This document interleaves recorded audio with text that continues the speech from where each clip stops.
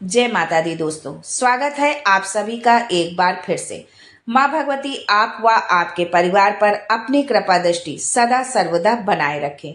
दोस्तों, यदि आप अपनी सभ्यता, संस्कृति, तीज त्योहार, धार्मिक जानकारी, वास्तु एवं ज्योतिष संबंधित उपायों के बारे में जानना चाहते हैं तो हमारे चैनल अक्षमा सक्सेस लाइव को सब्सक्राइब जरूर करिएगा। दोस्तों, चैत्र नवरात्रि का आरंभ 9 अप्रैल से हो रहा है। नवरात्रि की शुरुआत मंगलवार को हो रही है, इसलिए माता इस बार घोड़े पर सवार होकर आ रही हैं।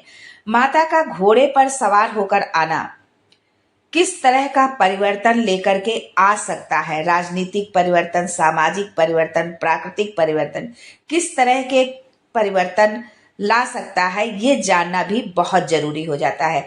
तो आइए जानते हैं आज के इस वीडियो में कि किस तरह के परिवर्तन इस बार चैत्र की नवरात्रि के बाद होने वाले हैं। लेकिन ये सब जानने से पहले आपसे रिक्वेस्ट करती हूँ कि वीडियो को लाइक करिएगा, दोस्तों को शेयर कर दीजिएगा, और अगर आपने अभी तक चैनल को सब्सक्राइब नहीं किया है तो प्लीज चैनल को सब्सक्राइब करके बेल आइकन जरूर दबाइएगा।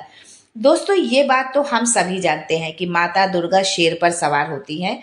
माँ दुर्गा का वाहन शेर है, लेकिन नवरात्र के दौरान वार के अनुसार माता की सवारियां अलग अलग बताई गई हैं। जैसे शनिवार और मंगलवार के दिन जब भी नवरात्र की शुरुआत होती है तो माता घोड़े पर सवार होकर के आती हैं। इसी तरह गुरुवार और शुक्रवार को नवरात्रि का आरंभ हो तो माता की सवारी होती है डोली। बुधवार से शुरू होने वाली नवरात्र में माता दुर्गा नाव पर सवार होकर आती हैं।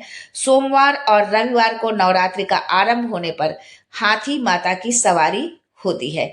माता की सवारी के अनुसार ही 9 संवत्सर के बारे में आकलन किया जाता है कि आने वाला जो साल है वो कैसा गुजरेगा, क्या परिवर्तन होंगे, क्या शुभ परिवर्तन होंगे या अशुभ परिवर्तन होंगे, क्या होगा।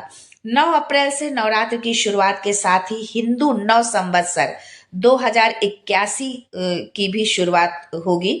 9 संवत्सर कैसे रहने वाला है, आइए ये भी जानते हैं। चैत्र नवरात्र के प्रथम दिन मंगलवार होने से माता की सवारी इस बार घोड़ा है। माता का घोड़े पर सवार होकर आना शुभ संकेत नहीं माना जाता है, ये शुभ फलदायी नहीं होता है। धार्मिक मान्यताओं के अनुसार जब भी माता घोड़े पर सवार होकर आती है तो सामाजिक और राजनीतिक स्तर पर बड़े बदलाव देखने को मिलते हैं और मिल सकते हैं। घोड़े की तीव्रता, युद्ध आदि का प्रतीक घोड़े को माना जाता है, इसलिए जब भी माता की सवारी घोड़ा होता है तो राजनीतिक गलियारों में हलचल देखने को मिलती है। देश दुनिया में जंग के आसार बन सकते हैं और कोई बड़ा राजनीतिक परिवर्तन भी देखने को मिल सकता है। साल 2023 में यदि हम पीछे मुड़ करके देखते हैं तो साल 2023 में भी चैत्र नवरात्र की शुरुआत मंगलवार के ही दिन हुई थी, जिसके चलते कई राजनीतिक परिवर्तन हमको देखने को मिले। यूक्रेन और रूस के बीच स्थितियां गंभीर होती गई, वहीं इजराइल और हमास के बीच भी जंग देखी गई। इसका असर पूरी दुनिया पर देखने को मिला। ये जरूरी नहीं है कि ये नवरात्रि का पर्व है और या माता का वाहन जो है उसका असर जो है कि सिर्फ भारत पर ही पड़ेगा, नहीं, पूरी दुनिया पर इसका असर देखने को मिलता है। इस साल 2024 में भी हालात देखने को, इसी तरह के कुछ हालात देखने को मिल सकते हैं।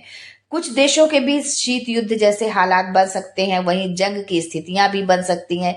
इसके साथ ही घोड़े पर सवार होकर आना प्राकृतिक आपदा का भी कारण बन सकता है।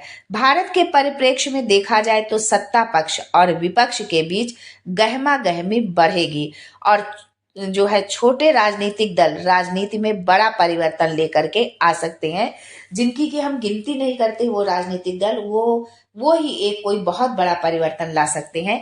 यानी आने वाले संवत्सर में कई सामाजिक और राजनीतिक बदलाव देखने को मिल सकते हैं।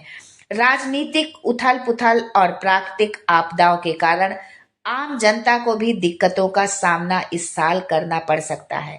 इस बार चैत्र नवरात्रि 17 अप्रैल को रामनवमी के दिन जो है नवरात्रि समाप्त हो रही है और उस दिन है वार है, बुधवार है, बुधवार का दिन पड़ रहा है। तो नवरात्र की समाप्ति बुधवार को होने पर माता हाथी पर सवार होकर प्रस्थान करेंगी जो है, और हाथी की सवारी पर प्रस्थान को शुभ संकेत वाला माना जाता है। ये अच्छी बारिश, अच्छी फसल और किसानों को भरपूर फसल प्राप्त करने का संकेत देती है। और माता का घोड़े पर सवार होकर आना जो अशुभ संकेत देता है, तो उसके लिए हम माता से पूजा करें और प्रार्थना करें, उनसे क्षमा प्रार्थना करें माता से कि जो है वो अपनी उस जो है दृष्टि से जो है सारे देश दुनिया को बचाएं और जो है अपना जो है आशीर्वाद दे। इसके लिए ये बहुत जरूरी हो जाता है कि नवरात्र में पूजा के दौरान आप माता से क्षमा प्रार्थना जरूर करें। दुर्गा सप्तशती में भी क्षमा प्रार्थना दिया हुआ है, आप हिंदी या संस्कृत जो भी पढ़ सकते हैं उसको आप जो है पूजा के अंत में सुबह और शाम दोनों टाइम पर जरूर पढ़ें। आज के लिए बस इतना ही दोस्तों, मिलते हैं अगले वीडियो में एक नई जानकारी के साथ। तब तक के लिए जय माता दी and thanks for watching my video.